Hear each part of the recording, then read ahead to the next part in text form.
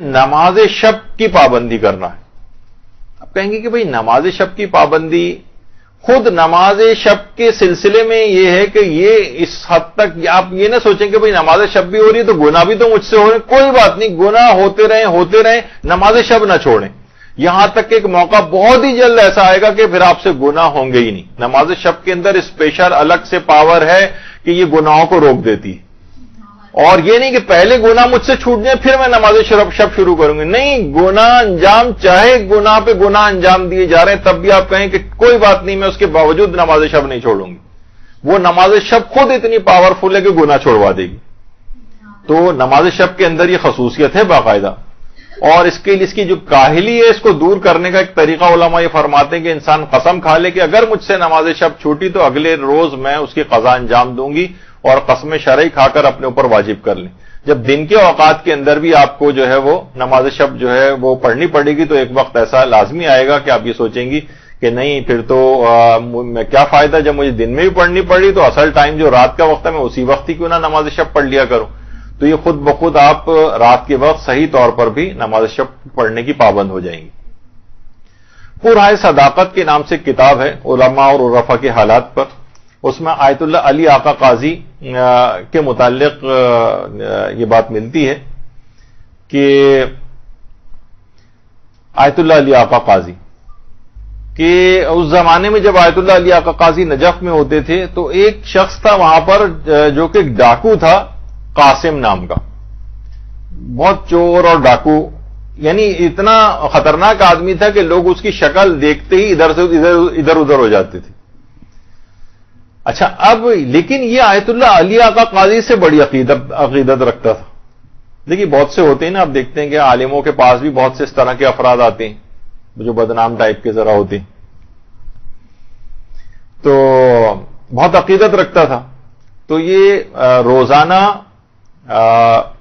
غروب آفتاب کے وقت نجف میں رہتا تھا تو کہیں اندھیرے میں کہیں چھپ جاتا تھا. جب آیت اللہ علی آقا قاضی رستے میں مسجد جاتے ہوئے یا روزے کی طرف جاتے ہوئے وہاں سے گزرتے تو اچانک سے ان کے سامنے آ جاتا تھا اور سلام کرتا تھا، مصافحہ کرتا تھا. روز ایسا ہی ہو رہا تھا. تو شاگردوں نے آیت اللہ علی آقا قاضی سے کہا کہ آقا یہ بات اچھی نہیں لگتی ہے، ایک چور ہے، ڈاکو ہے، اس کی تو بہت منفی شہرت ہے، مناسب نہیں کہ روزانہ اس طریقے سے آپ سے آ کر ملے، آپ بھی اس کو نہیں روکتے ہیں، لوگ تو سوچیں گے پتہ نہیں کیا کنیکشن ہے آپ کا، رابطہ اس کے ساتھ ہے، تو یہ اچھی بات تو نہیں سمجھی جائے گی. آپ کی شخصیت کے اور شان سے بہت بعید ہے کہ آپ اس سے میل ملاقات کریں. لیکن آیت اللہ علی آقا قاضی اپنے شاگردوں کی بات پر کوئی توجہ نہیں دیتے تھے. تو اسی طرح کئی ماہ گزر گئے. یہ آتا تھا اور ایک دم سے کہیں سے بھی نکل کے آتا تھا، مصافحہ کرتا تھا، سلام کرتا تھا اور چلا جاتا تھا.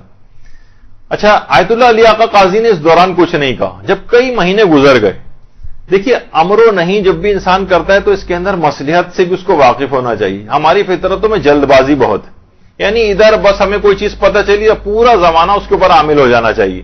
ہم آج ایک دن پہلے تبدیل ہوئے ہیں اور ہم نے نماز شب شروع کی اور سب لوگوں کے اوپر طنز کرنا شروع کر دیتے ہیں فوراً. یعنی ابھی ان کا ٹائم نہیں آیا ہے ٹھیک ہونے کا، تو تھوڑا وقت انسان امر و نہیں کے لیے بھی کچھ وقت درکار ہوتا ہے. تو کافی مہینوں کے بعد ایک دن انہوں نے پکڑ لیا آیت اللہ علی آقا قاضی نے قاسم کو اور کہا کہ دیکھو اگر میں ایک کام کہوں تو تم انجام دو گے، اور دیکھو کام اتنا آسان ہے، کوئی مشکل کام نہیں، نہ مال خرچ ہوگا نہ کوئی خاص وقت خرچ ہوگا. کہا کہ فرمائیے آپ. کہا کہ نہیں، پہلے تم وعدہ کرو کہ اس کو انجام ضرور دو گے. علی آقا قاضی نے کہا. تو اس نے کہا کہ ٹھیک ہے. کافی حیل و حجت کے بعد بہرحال وعدہ کر لیا اس نے. تو کہا کہ آدھی رات کو جب تم اٹھو گے صرف 10 منٹ کا ایک کام کرنا ہے. اس نے کہا کیا کام کرنا ہے؟ کہا نماز شب پڑھنا ہے. نماز شب. اچھا، اب اس کے تو آنکھوں کے آگے اندھیرا چھا گیا. نماز شب.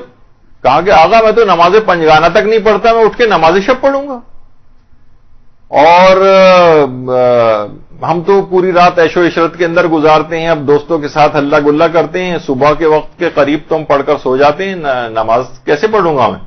کہا کہ نہیں، تم وعدہ کر لو تم کیسے اٹھو گے اس کی فکر نہ کرو، میں تمہیں خود اٹھاؤں گا، تم فقط نیت اور ارادہ کر لو، میں تمہیں خود بیدار کروں گا۔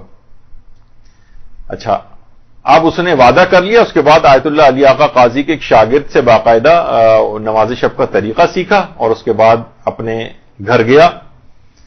اچھا، اب جب گھر گیا تو رات کو سونے لگا تو اس کو یاد آیا کہ مجھے تو علی آقا قاضی سے میں نے وعدہ کیا ہے، لیکن میں تو اب سونے جا رہا ہوں، پتہ نہیں میری آنکھ کھلے نہیں کھلے۔ اس زمانے میں تو ایسا کوئی الارم سسٹم وغیرہ بھی نہیں ہوتا تھا۔ بہرحال اس نے ارادہ کر لیا کہ میں اٹھ جاؤں گا۔ اچانک نماز شب کا جو وقت تھا اس پہ خود بخود اس کی آنکھ کھل گئی، ایسا لگا جیسے کسی نے باقاعدہ آواز دے کے اس کو جگایا ہو۔ اچھا، اس کے بعد بہرحال اس نے وعدہ تو کر لیا تھا کہ اگلے دن پوچھیں گے آ کر۔ اب اس کی جس وقت بالکل اندھیری رات تھی، 14ویں کا چاند جو ہے وہ چمک رہا تھا، اور جب یہ اپنے حوض میں وضو کے لیے آیا تو اس حوض کے اندر، اس پانی کے اندر اس کو اپنا عکس نظر آیا۔ اور بعض اوقات ایک ایسے کچھ لمحات انسان کی زندگی میں توبہ والے آ جاتے ہیں، تو اس میں جب اپنا عکس نظر آیا تو اپنے تمام گناہ بھی اس کی آنکھوں کے سامنے آ گئے، جسم لرزنے لگا، چلانے لگا، پروردگار آج اتنے عرصے کے بعد یہ غلام جو ہے تیری بارگاہ میں آ رہا ہے اور مجھے اپنے حضور حاضری کی اجازت دے دے۔ اس کے بعد اس نے نماز شب پڑھی اور گناہوں سے، اس نماز شب کی برکت سے اس قدر عظیم مقام حاصل ہوا اور ایسا تائب ہوا کہ وہ اس زمانے میں ولی خدا کے طور پر جانا جانے لگا، پہچانا جانے لگا، حتیٰ کہ جو بیمار افراد ہوتے تھے وہ اس کا جھوٹا پانی لے کر جاتے تھے اور اس سے شفا یابی حاصل کرتے۔ درود بھیجیے محمد علی محمد۔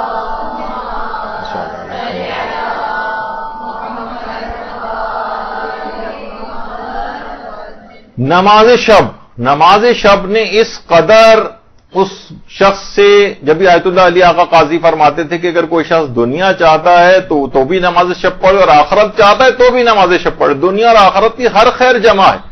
اور یہ اتنی پاورفل نماز ہے کہ گناہوں کے ساتھ کوئی چور، ڈاکو، ڈکیت، قاتل کوئی ہو اس سے بھی گناہ چھڑوا دیتی، چاہے جائے گا کہ جو ان گناہوں کا شکار نہ ہو۔ تو یہ رمضان خاص طور پر اس میں اپنے آپ کو خاص طور پر ان تمام چیزوں کا اپنے لحاظ سے آپ عادی بنا لیں۔ اور آپ دیکھیں، چاہے لوگ کہتے ہیں نا کہ بھئی ابھی تو ہم خود ہی گناہوں کے اندر گرفتار ہیں، ابھی ہم کیسے یہ سب چیزیں چھوٹیں گی، اور نماز شب کیا نہیں، نماز شب کے اندر اتنی زیادہ پاور ہے کہ خود گناہ چھوڑوا دے گی۔ بس اس کی آپ 10 منٹ کی روزانہ اس کو پابندی کر کے دیکھیں، پھر آپ نتیجہ اللہ کے اوپر چھوڑیں اور دیکھیں گے نماز شب کتنی پاورفل چیز ہے۔ اور اس لحاظ سے بھی اگر آپ دیکھیں تو اس میں کوئی مسئلہ بھی نہیں، رات کو اٹھنے والا بھی کوئی مسئلہ نہیں ہے۔ آیت اللہ سیستانی کے فتوے میں تو نماز عشاء کے پڑھنے کے فوراً بعد بھی آپ نماز جو ہے شب پڑھ سکتی ہیں۔ اچھا، نماز شب کو اگر رات ہی کو اٹھ کر پڑھنے چاہے، جو اس کا اول وقت ہے فجر سے ذرا پہلے اٹھ کر پڑھنے کا، اگر کوئی جو افضل وقت میں بھی پڑھنا چاہے تو اس کا بھی ایک نسخہ آیت اللہ بہجت نے بتایا۔ آیت اللہ بہجت فرماتے تھے کہ اگر دن کی نمازوں کو آپ اول اوقات میں انجام دیں تو نماز فجر کے لیے اور نماز شب کے لیے بیدار ہونا مجھ پر چھوڑ دیں۔ بس آپ کو رات میں اٹھنا مشکل ہو رہا ہے نا، تو دن کی نمازوں کو اول وقت میں اوقات میں انجام دے دو، خود بخود، یعنی مجھ پر چھوڑ دو۔ ایک لحاظ سے مجھ پر چھوڑ دو سے مرادی کے پروردگار عالم خود بخود ایسے وسائل آپ کو مہیا کرے گا کہ آپ خود بخود نافلہ شب کے وقت اٹھ جائیں گی یا نماز فجر کے وقت۔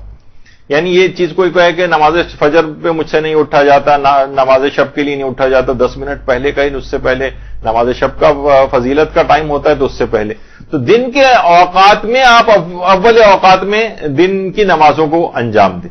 ظہر، عصر ہے یا مغرب عشاء کو بھی انسان جو ہے وہ پڑھ سکتا ہے اول اوقات میں، تو خود بخود لازمہ بنے گا کہ آپ فجر کے لیے اٹھیں گی اور نماز شب کے لیے اٹھیں گی۔